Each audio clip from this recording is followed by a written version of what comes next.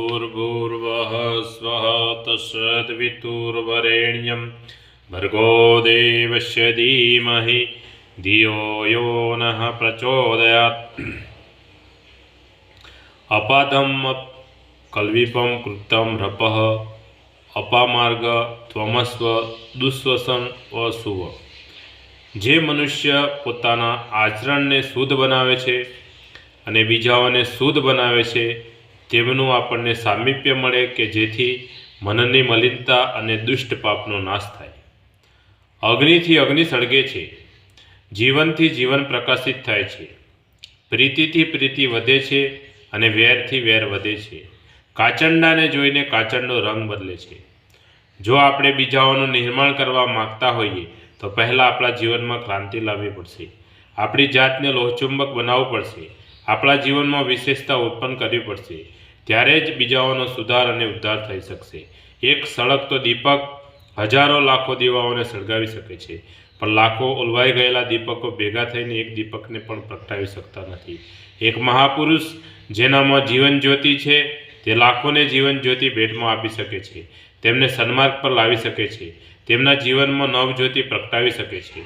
જે વ્યક્તિ પોતે શાંત નથી તે બીજાઓને કેવી રીતે શાંતિ આપી શકે?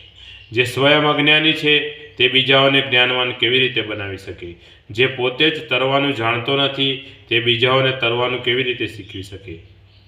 જે સ્વયં આળસુ અને પ્રમાદી છે તથા બકવાસ કર્યા કરે છે તે બીજાઓને સ્ફૂર્તિવાળા અને મિતભાષી કેવી રીતે બનાવી શકે?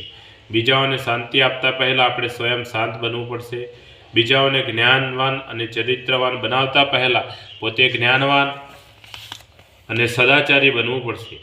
મર્યાદા પુરુષોત્તમ શ્રી રામ, યોગીરાજ, શ્રી કૃષ્ણ, સ્વામી વિવેકાનંદ, મહર્ષિ દયાનંદ વગેરેની જેમ પહેલાં આપણે પોતે પ્રકાશવાન બનીએ તો પતંગિયાઓ પોતાની મેળે જ આવી જશે। આપણે શક્તિ અને આકર્ષણનું કેન્દ્ર બનીએ તો લોકો સ્વયં આપણી તરફ ખેંચાશે। જ્યારે પુષ્પ ખીલે છે ત્યારે મધમાખીઓ સ્વયં આવી જાય છે અને પરાગરજ લઈ જાય છે। મનુષ્ય પોતાના આચરણમાં સદ્ગુણોનો સમાવેશ કરી તેને શુદ્ધ, પવિત્ર, સુગંધિત બનાવવું જોઈએ। આપણા જીવનને સવિતાની પ્રખરતાથી ઓતપ્રોત કરી દઈએ, આળસ અને પ્રમાદનો ત્યાગ કરીને જીવનમાં નિયમિતતા ધારણ કરીએ। સેવા, સદાચાર, સુશીલતા અને સજ્જનતા દ્વારા સૂર્યની જેમ આપણી જાતને આકર્ષણનું કેન્દ્ર બનાવીએ। સ્વયં તેજસ્વી, વર્ચસ્વી અને ઓજસ્વી બનીએ। એવા માણસના સંપર્કમાં આવવાથી સમાજમાં અનેક લોકો સન્માર્ગે ચાલવા લાગે છે, તેમના દુર્ગુણોનો નાશ અને સદ્ગુણોની વૃદ્ધિ થાય છે। સ્વયં કુમાર્ગેથી પાછા વળી પ્રકાશિત તથા ઉદાર બનીએ। સ્વયં ઊંચા ઉઠો ત્યારે જ જીવનથી જીવન પ્રકાશવાન થાય છે, દીપથી દીપ સળગે છે। આવા જ્ઞાની માણસો જ સમાજમાં યશ મેળવે છે। તેમના સંપર્કમાં આવનારા માણસો પર પણ તેમના સદ્ગુણોનો પ્રભાવ પડે છે। ફળ સ્વરૂપે દોષ દુર્ગુણોનો નાશ પણ થાય છે। એક માછલી આખા તળાવને ગંદુ કરી નાખે છે તો એક સત્પુરુષ પોતાના સત્ય આચરણની સુગંધથી સમાજને સુવિકસિત કરવાની ક્ષમતા ધરાવે છે।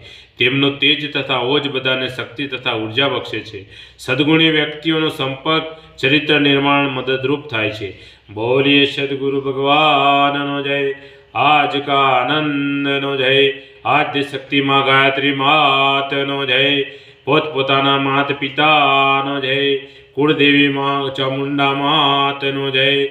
ઓમ ગમ ગણપતે નમઃ, પાર્વતી પતય હર હર મહાદેવ હર।